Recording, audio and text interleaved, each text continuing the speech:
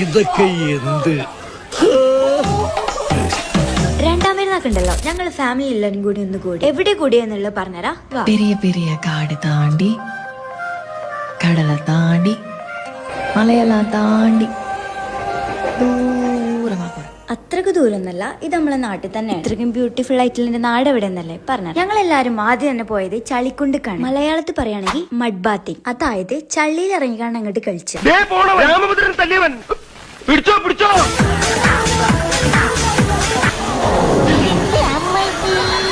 വീണതല്ല, സാഷ്ടാംഗം പ്രണമിച്ചതാ.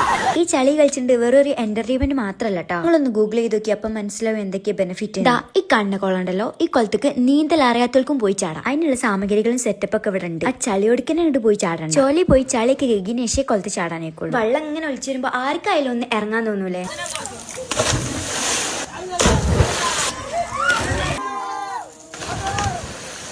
ഇന്ന പോലെ നീന്താൻ അറിയാത്തവർക്കായിട്ട് ദാ ഇത് വെച്ച് നീന്താം. പേടിച്ചണ്ട, കൊളത്തിന് 3 അടി താഴ്ചയുണ്ടെങ്കിലും മുങ്ങിപ്പോകും.